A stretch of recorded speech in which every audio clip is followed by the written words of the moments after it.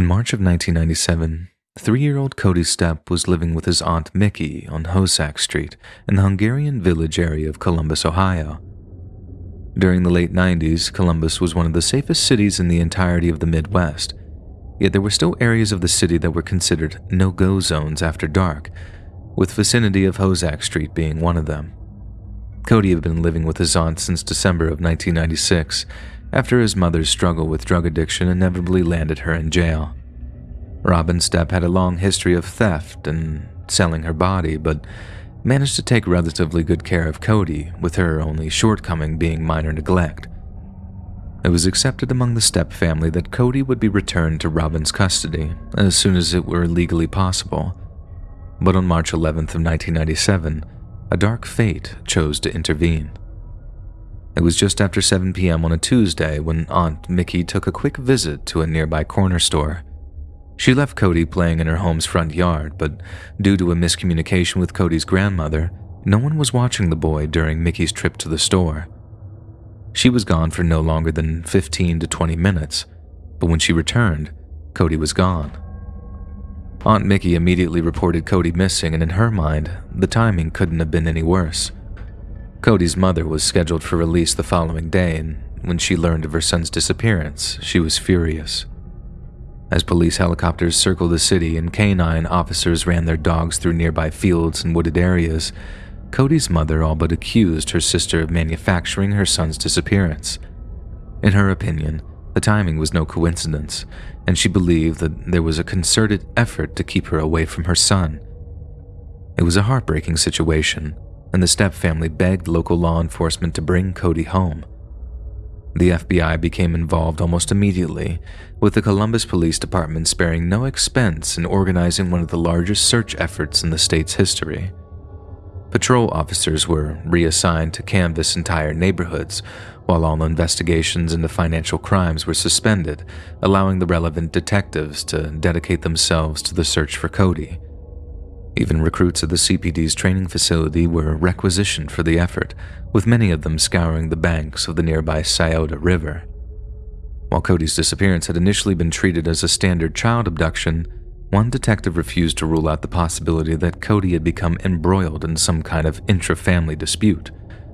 Many of Stepp's distant relatives had openly questioned their ability to raise Cody in a healthy environment, and a degree of suspicion was firmly placed on Cody's paternal relations. The case became even more complex on March 13th of 1997, just 2 days after Cody vanished, when the Columbus Dispatch reported that not a single one of Mickey Stepp's neighbors had stopped her nephew playing outside that evening. However, what they had witnessed was the highly unusual sighting of Mickey and her mother cleaning out their backyard shed after dark. This struck many in law enforcement as an odd contradiction, as it was already highly suspicious that Mickey allowed her 3-year-old nephew to play outside so late in the first place. On March 15th, less than a week after her son had vanished, Robin Stepp was back in jail on the charge of soliciting an undercover officer. Her arrest fueled rumors that she had been detained in relation to her son's disappearance, forcing Lieutenant David Murray to clarify the reason for her arrest. It was a public relations disaster for the Stepps, and even though they continued to cooperate with local law enforcement, their trial by media was far from kind. Further suspicion seemed to cast their way when police searched the vacant property next to Mickey's home. It was reported that Cody sometimes played there, completely unsupervised, another detail which contradicted Mickey Stepp's claim that Cody never played alone or out of their sight. Detective Murray was once again quick to stifle any attempt to turn suspicion onto the Stepps, stating that, quote, "This is the nature of investigations. We can't exclude anything." The investigation appears to have stagnated until August of 1997, when the nationally syndicated TV show America's Most Wanted took an interest in the case. Local police took the opportunity to beg the public for information, asserting that it was never too late to come forward. "There has to be people out there who initially were afraid to call us, and maybe they thought we would find him," Detective Mark Annan was quoted as saying. "But we're asking them to call us, anonymously if need be, because we still need their help." When the Columbus Dispatch contacted Robin Stepp in jail, her prognosis was grim. She firmly believed that Cody had been abducted by a friend or family member, and that he'd most likely been trafficked across state lines to either Kentucky or West Virginia. Robin claimed that her family had complained to Child Protective Services about her and openly argued that she wasn't fit to be a mother. In rebuttal to these accusations, Robin was quoted as saying, "I love my son more than anything in the world, and I want him back. Cody was the best gift I had ever got in my life. I want him to know that mommy loves him and misses him, and I want him home." Robin also stated that she was taking part in a jailhouse rehab program and planned to dedicate herself to the search for her boy once she was released. As summer turned to fall, law enforcement's official line of thinking still focused on an opportunistic abduction, but behind the scenes, an increasing number of detectives began to surmise that Cody's Aunt Mickey was responsible for the boy's disappearance. After months of intense interviews with a plethora of different witnesses, it became clear that Cody had been missing long before March of 1997. In fact, certain close neighbors claimed that they hadn't seen the boy since the summer of the previous year. Supporting this assertion was the fact that a search of Mickey's home had turned up very little evidence that Cody had been living there in the first place. A few items of suspiciously clean children's clothing were found, but there were no toys, no baby food, and no potty training devices, all things one might expect to find in the home of a 3-year-old. Mickey Stepp denied that this was the case, claiming she'd taken Cody to a doctor's appointment that summer. Police contacted the doctor in question, who confirmed that Mickey Stepp had brought her nephew into his clinic for a routine checkup. However, when shown a photograph of young Cody, the doctor appeared perplexed. The boy in the photograph was not the same child he had seen to that day, but if he wasn't Cody, who was it? It came to light that on the night before the doctor's appointment, Mickey Stepp had contacted the parents of one of Cody's friends and invited their child to come over for a sleepover. The parents of this child trusted the Stepps completely, but were forced to admit that they'd never actually seen Cody in their care. In truth, the invitation was a ruse, and it was Cody's young friend who was taken to the doctor's appointment in his place. When news of the deception reached the Columbus chief of police, both Mickey Stepp and her mother were invited down to the precinct to undergo lie detectors tests, but refused the invitation, with the decision marking the end of their cooperation with law enforcement. By March of 1998, police found more possible evidence against Mickey and Janice. A detective, Jim McCoskey, revealed that Cody's maternal grandmother, Janice, was suspected of having a history of child abuse. Back in 1964, Janice had lost her youngest daughter, Tenny, under highly suspicious circumstances. She too had been just 3 years old. Her official cause of death had been bronchitis, but an autopsy revealed several indicators of serious physical abuse, one being cigarette burns. Detective McCoskey also discovered that Tenny would be sat on a hot stove as a punishment for potty training accidents, and that prior to her death, she'd been sick for weeks on end before Janice finally sought medical attention.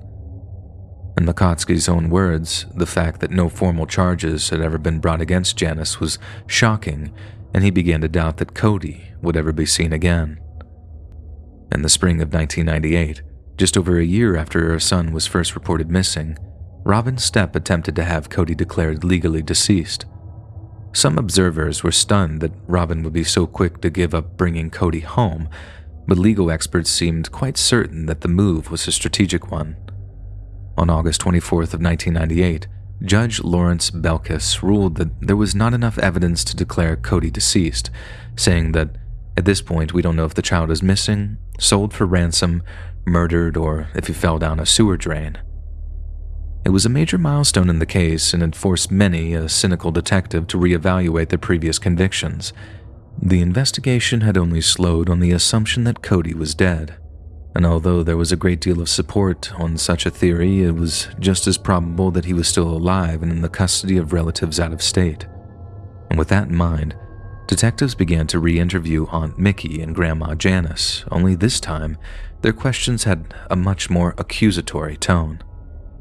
Although Mickey admitted to feeling responsible for Cody's disappearance, she flat-out denied any direct involvement. One detective then asked Mickey to confirm that Cody had been wearing shorts and a light tee when he vanished. Mickey reportedly nodded, but was swiftly reminded that it was just 28 degrees Fahrenheit on the evening of March 11th. For anyone measuring temperature in Celsius, 28 degrees Fahrenheit is just below freezing point, meaning Mickey Stepp was either extremely neglectful that night or she was lying. Another detective was sent to question one of Janice's more estranged daughters, a girl from her first partner named Diane. She was only too happy to confirm that her mother had been a monstrous disciplinarian. Janice abused all her children, but Tenny received the worst of it. Despite such damning testimony, the police determined that there simply wasn't enough evidence to support the theory that Mickey and Janice were responsible for Cody's disappearance. This ruling was challenged in the summer of 1999 when Robin Stepp attempted to prove that Cody had been exposed to the specific peril of death. If she won, it would open up the legal avenues that she needed to mount a civil lawsuit against her sister and mother. Robin's attorney claimed the appeal was based on Cody's potential exposure to the cold weather, his extreme vulnerability, and the inference that he lived in an abusive home environment. But bizarrely, a court ruled that Cody had not been exposed to any excess danger, citing that exposure to the cold and Janice's history of abuse were insufficient. If Cody had been spotted in the company of a stranger either on the day he disappeared or during the days prior, that would be a different story. But the fact remains that there were serious inconsistencies with the given narrative, and until they could be resolved, no such ruling could be made. 5 years later, Mickey Stepp passed away, maintaining her innocence on her deathbed. She also claimed that her mother was also entirely innocent of any involvement in Cody's disappearance, saying that she hoped that one day, the mystery would finally be solved.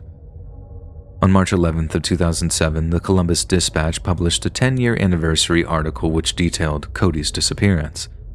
The article included an extensive interview with Detective Jim McCoskey, who told reporters that the case remained so dear to him that he kept a box of its evidence at his home.